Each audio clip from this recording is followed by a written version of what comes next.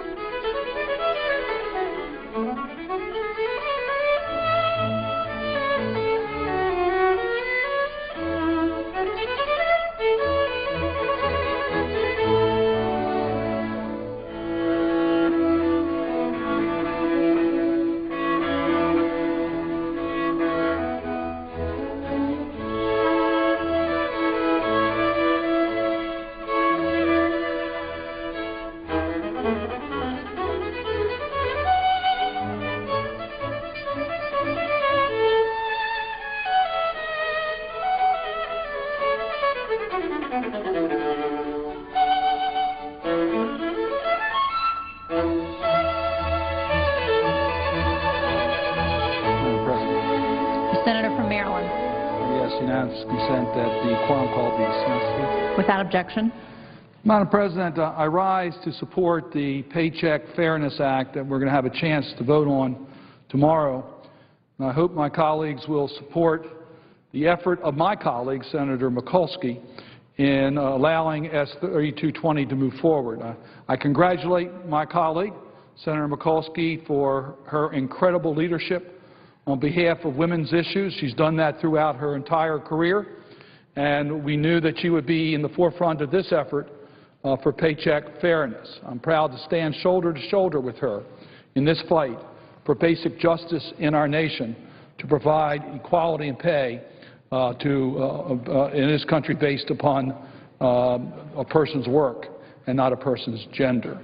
It builds on the Equal Pay Act of 1963 that was signed by President Kennedy. Yes, 1963 was the year that Congress first spoke and said that we were going to have equal pay for equal work in America, that America would show leadership internationally to say, let's end discrimination against women in the workplace.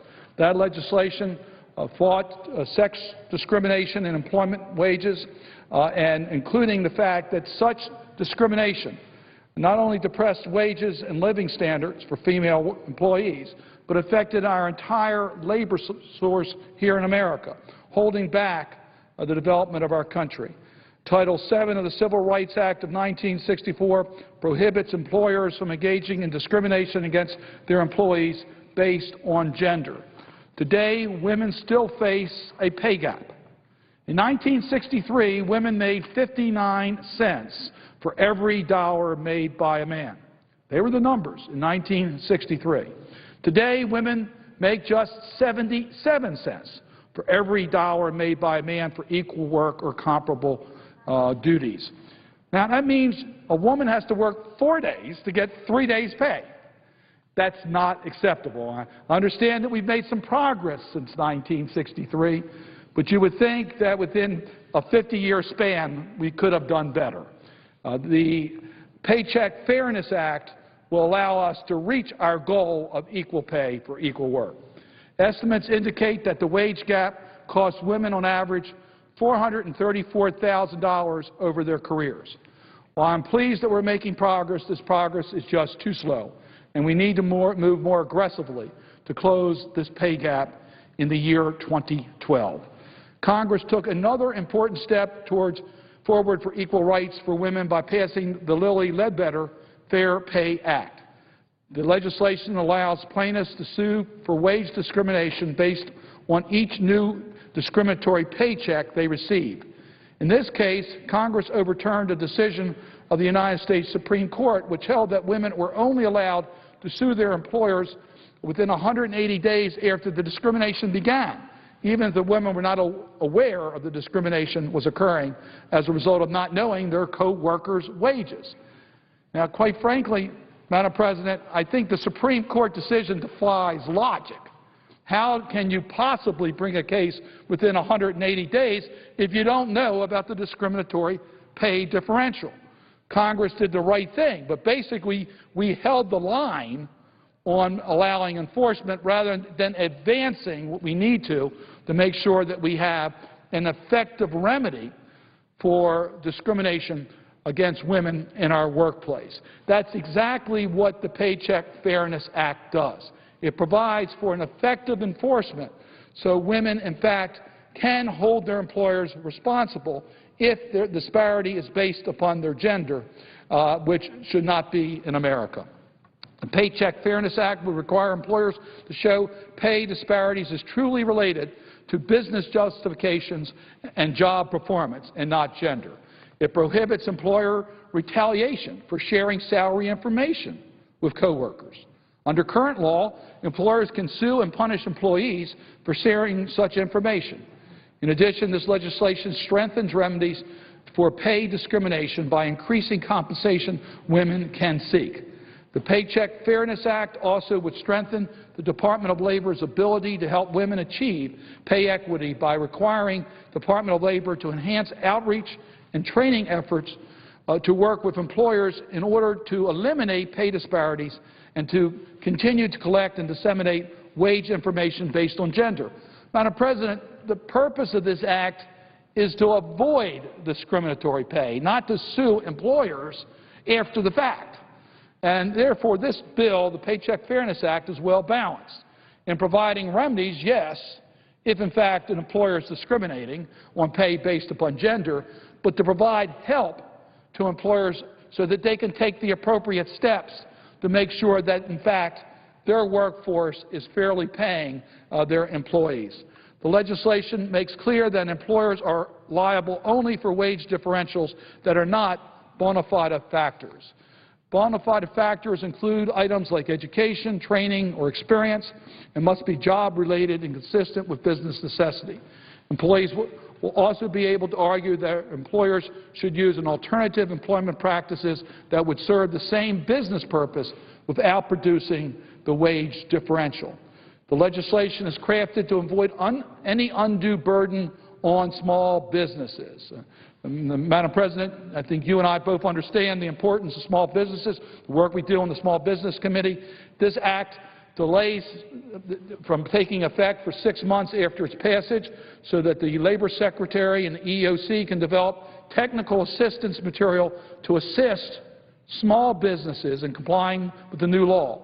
And the agencies are charged with engaging in research, education, and outreach on the new law. The EEOC is charged with issuing regulations to provide for the collection of pay information from employers. The law specifically states that these regulations should, and I quote, consider factors including the imposition of burdens on the employers, the frequency of required data reports, and the most effective format for data collection. End quote. We've heard about the cumulative information. Why can't we simplify it? Why can't we combine it? Why can't we be sensitive to small businesses? The Paycheck Fairness Act, in our language, makes it clear that these regulations must be sensitive to the special needs of small businesses to make sure that, in fact, this bill provides an effective remedy without excessive burdens on the business community. In my own state of Maryland, the gender pay gap is 14.6%, according to the Joint Economic Committee. In Maryland, women's median weekly wage for full-time workers is $822, while men are at $962. That's just not right. In Maryland, over one-third of married employed mothers are their family's primary wage earner. Maryland women contribute on average over 40% of family wages and salary income in their households. It's time for women who live in Maryland and live in any state in our nation get paid fair pay for the work that they do. I had the opportunity, as the Chair knows, as the President knows, to chair the subcommittee on the Senate Foreign Relations Committee that deals with international development assistance. And I've worked very closely with Secretary of State Clinton to deal with gender issues internationally. And, you know, we've discovered something that's very, it should be pretty obvious, but it is something that is very telling. A way a nation treats its women will very much be a barometer as to how well that nation is doing, how well they're doing with economic growth, how stable their government is. And the United States has been a leader in working with countries around the world to treat women right, to do land reform so that women who work the fields also own the property that they're working, to make sure that they share fairly in the fruits of their labor. We've been a leader on that internationally. And I'm proud of the progress that we're making. And I'm proud of what Secretary Clinton and President Obama have done in showing the world that it's in your nation's interest to make sure that your women are properly dealt with, that they have proper education, that they're included in the system for education, for health care, for job training, for all those issues, and are treated fairly when it comes to the economic rewards for the work that they do. But it starts with us doing the right thing in America. And 50 years is too long for women to wait for equal pay after Congress took action in 1963. As a father and grandfather of strong, intelligent women, pay equity is a personal interest issue for me. I want my two granddaughters to know that when they grow up, that they will be paid fairly for the work and not 77 cents for every dollar of their male counterpart. I am proud to stand with Senator Mikulski in this fight to finally ensure that equal pay for equal work becomes a reality for all women and men. I am pleased that this legislation is endorsed by a large number of organizations that have been in the forefront of fighting for equal justice in America. It's time to act and pass the Paycheck Fairness Act. With that, Madam President, I would suggest the absence of quorum. Clerk will call the roll. Mr. Akaka.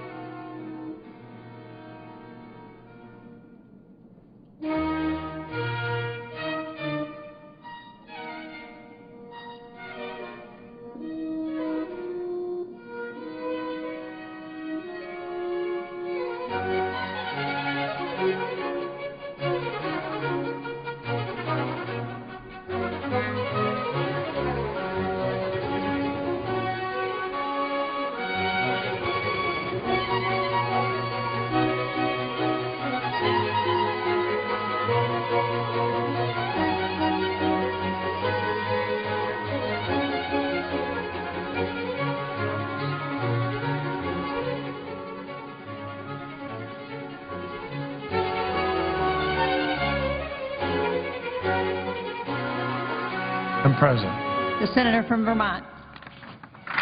Madam President, what is the parliamentary situation? The Senate is in a quorum call. I ask consent to call the quorum be dispensed with. Without objection. And Under the previous order, the Senate will proceed to executive session to consider the following nomination, which the clerk will report. Nomination, the judiciary, Timothy S. Hillman of Massachusetts to be United States District Judge. Under the previous order, there will be 30 minutes of debate, equally divided in the usual form. Madam President, when first at the time provided on this side, I would ask consent to insert my statement on the Hillman nomination and judicial nominations generally in the record as though read. Without objection.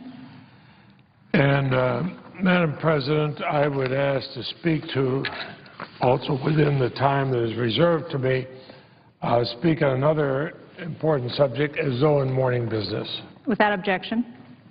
Madam President, it's been more than a month since the Senate came together to pass the Violence Against Women Reauthorization Act of 2012.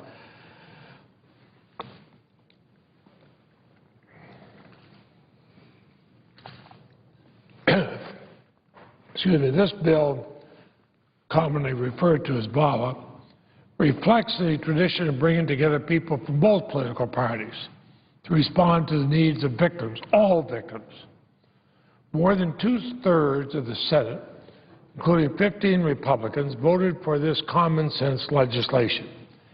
It's a rare feat in the Senate these days, as the distinguished presiding officer knows, but it demonstrates that the Leahy-Crapo reauthorization bill is about saving lives. It's not about partisan politics.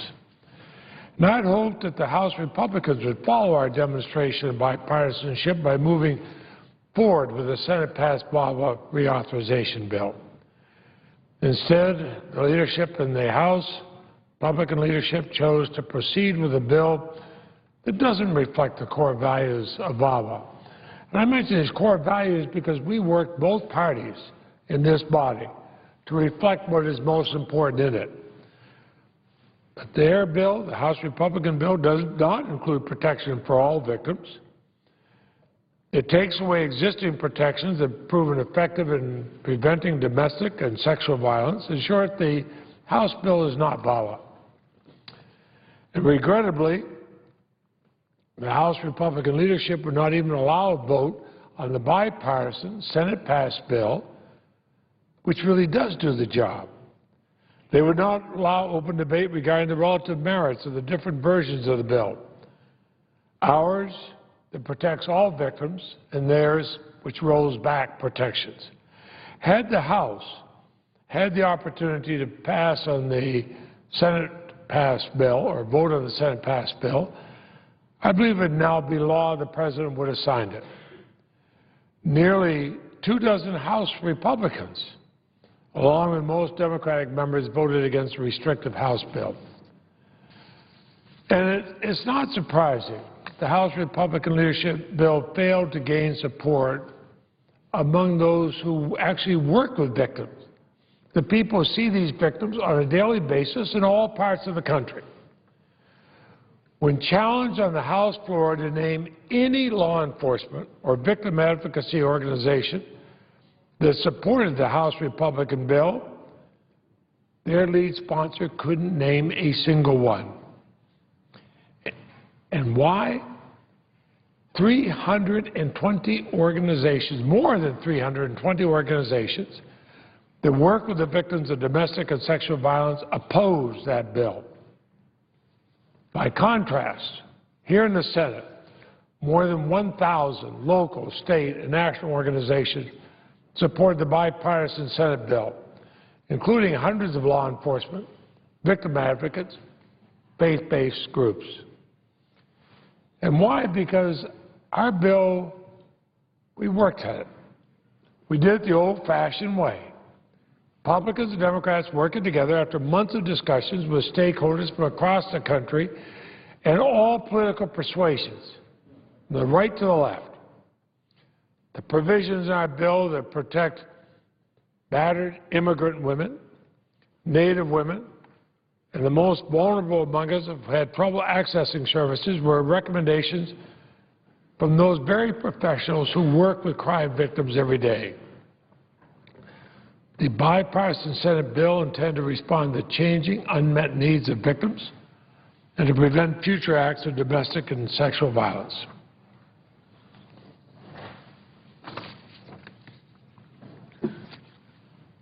Instead of picking and choosing, as they tried to among who would get protection, we came out with a simple fact, Madam President. We said a victim is a victim is a victim.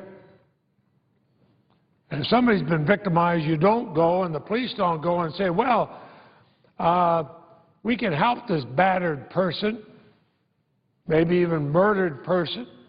We might be able to get involved in this, provided they're not an immigrant, or provided they're not a Native American, or provided only that they're straight. That's not the way it works. Madam President, I still have nightmares over some of the crime scenes I visited at 2 and 3 and 4 o'clock in the morning when I was a prosecutor.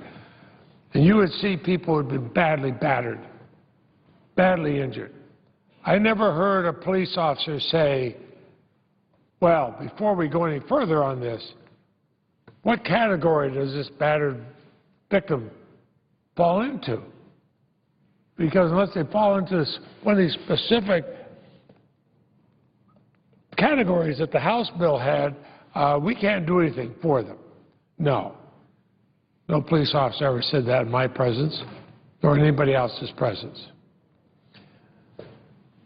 Fortunately, the House Republican leadership refused to consider 2 House bills that mirror the Leahy-Crapo bill, including one introduced by a Republican.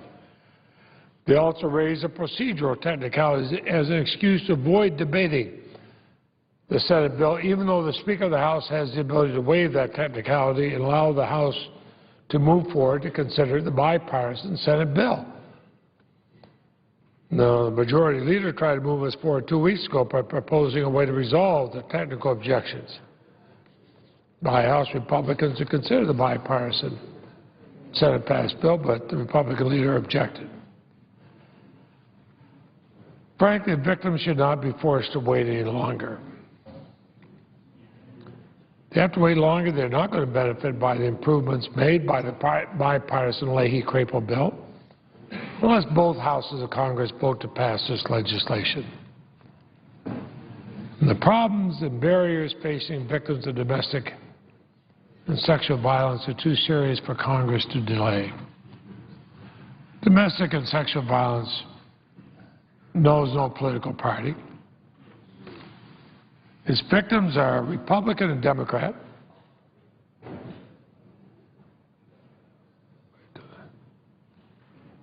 Its victims are Republican and Democrat, rich and poor, young and old.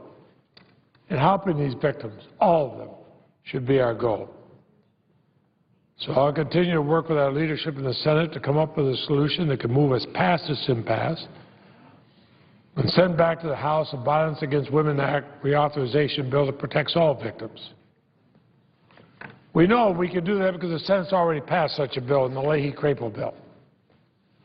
And I'm hopeful the House will do the same. And Madam President, I ask consent that my full statement be made part of the record. Without objection. Madam President, I would suggest you have some quorum and ask, oh, I'm sorry. Madam President. I didn't realize we had others. I could hear a lot of loud discussion in the back. I didn't realize they wanted to speak on the floor, too, so I'll yield the floor.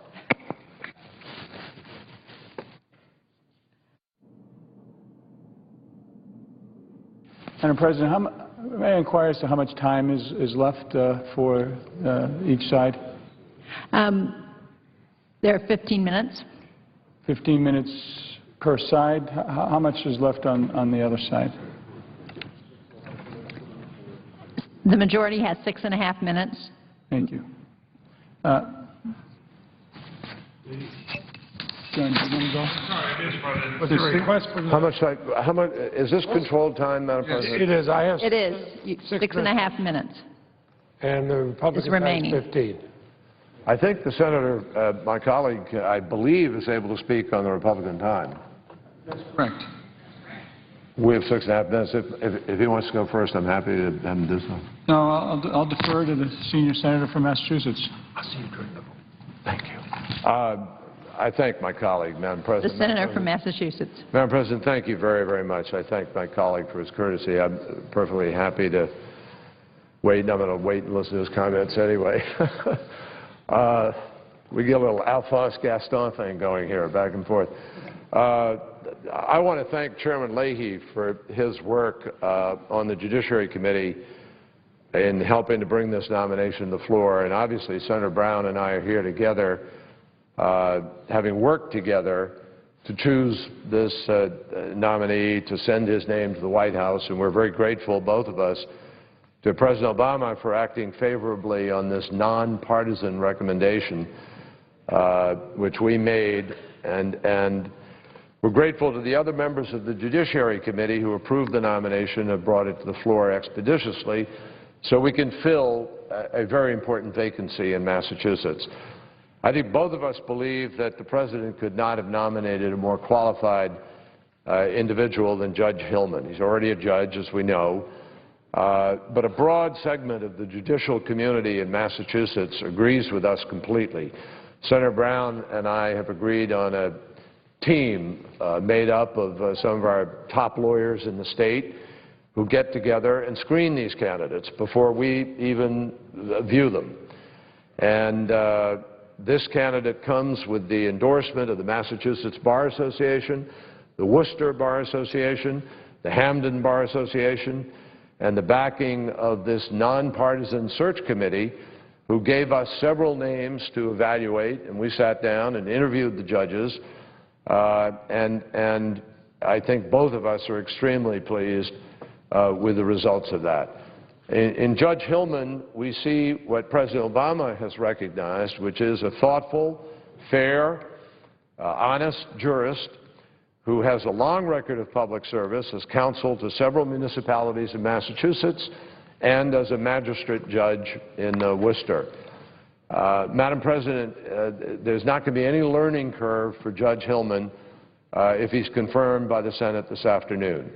He's serving on the District Court of Worcester would be an enormous capstone to his decades of tireless public service, and I know he will bring his signature brand of thoughtful deliberation to the Worcester District, and I am very grateful for his many years of public service. We're very lucky to have, as the chair, the President of the Senate knows, as a former governor who has made her own nominations, it's tough to get lawyers nowadays who are willing to give up the compensation of the private sector to come and work for very little in a tireless public way. And so I want to recognize Judge Hillman's family, his wife Kay, his children Zach, Molly, and Patrick for their contributions to his ability to be able to share his life in public service with all of us. I ask my colleagues to support his nomination this afternoon of Judge Timothy Hillman to the United States District Court of Worcester, Massachusetts. I yield to my colleague. Madam President, The senator from Massachusetts. I appreciate the senator from Massachusetts, the senior senator, for setting up that process. We've worked hand in hand to try to develop a nonpartisan, unbiased process, and I quite honestly was deeply impressed with the way that we were able to handle it and get some really qualified candidates. So, John, it was good to work with you on that, and I look forward to doing it again. And I rise today also to endorse the nomination of Judge Timothy Hillman to the U.S. District Court of the District of Massachusetts. As many of you know, when I was a young man, I had a run-in with the law, and there was a judge named Judge Samuel Zoll who set me straight and served as a role model for me. And no doubt Judge Zoll served as a role model for many young men and women in Massachusetts. And my experience shows that the ability of judges to do good in their community is unsurpassed by many. Today we're considering the nomination of a judge who will make Worcester, Massachusetts area a better place. I know that for a fact, as Senator Kerry pointed out. Judge Hillman is a man of integrity who will make us proud as the next federal judge in Massachusetts. He'll have a chance to shape young people's lives, much like Judge Zoll did for me. Madam President, before I say a few words about Judge Hillman's background, I once again want to thank Senator Kerry. We have in place a process I would recommend to other senators so they can get good jurists in their own states. We worked very closely on that nomination, and I want to also thank the Judicial Nominating Committee that we comprised. We have, as was said, some of the most respected and experienced attorneys in Massachusetts, really trying to bring something, I think, very special to our state, and that's a balanced judiciary. The attorneys on the panel came from all walks of life in different areas of our state, and the Judicial Nominating Committee reviewed many applications and interviewed nearly every applicant, took their assignment very seriously. We are both deeply appreciative of their time and effort in that regard. Ultimately, this bipartisan committee made several recommendations, and Senator Kerry and I then interviewed each and every one of them. And it was clear during his interview that we were immediately impressed by his poise and intellect. Clearly, he understands the proper role of a judge and is deeply, deeply committed to achieving justice. In his interview, he lived up to his reputation as a thoughtful and thorough jurist with deep ties to the community, which makes it even all that more fitting that he will remain in Worcester to do good for the people of Worcester. And they respect him as one of their own and trust him and trust that he will serve them well. And since Senator Kerry and I recommended Judge Hillman to President Obama, we have received an outpouring of support for Judge Hillman from Worcester Bar and its residents, and we are both thankful for that. His legal background also makes him uniquely qualified for this position. He is currently a magistrate judge in Worcester, Massachusetts. In that role, he has been indispensable to the federal judiciary in Massachusetts, and if confirmed, he will seamlessly integrate with the other members of the District of Massachusetts courts. The bar in Worcester has a tremendous amount of confidence in him, as both Senator Kerry and I do as well. They know that when they appear before the judge, they're going to get a fair shake, and that he has a sharp legal mind. In addition to his role as magistrate judge, he generously gives a significant amount of his time to bar activities. For example, in 2008, in partnership with the United States Probation Office, Judge Hillman established a federal reentry court program called Restart for high-risk ex-offenders who have been released from prison. Judge Hillman's goal in establishing Restart was to reduce recidivism and to focus on employment skills for ex-offenders. And Judge Hillman should be proud that only after a few years, Restart is becoming a national model for reentry courts, and for that we are also thankful. In 2009, he was appointed as the national co-chair of a group of judges and support staff who are responsible for the design and implementation of the next generation of the federal court's case management and electronic filing system. And prior to his service as a magistrate, he served as a trial court judge for 16 years. That's a state trial court judge. And before becoming a judge, Judge Hillman spent 14 years in private legal practice, giving that up, as Senator Kerry referenced, to do a good public service. He served as town council to 3 towns also in Massachusetts. So it's a rare find to find a nominee with the diversity of experience that Judge Hillman has. As Madam President, it'll actually affect people in your state also who work in Massachusetts. So I would encourage and seek your vote as well. And for that reason, he is a superb choice. So in closing, I enthusiastically support Judge Hillman's nomination as a federal judge.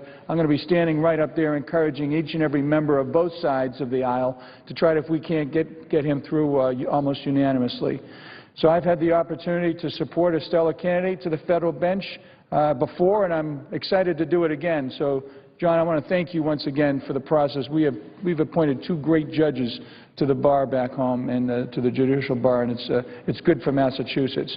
So I yield the floor and note an absence of a quorum. Thank you. Clerk will call the roll. Mr. Akaka.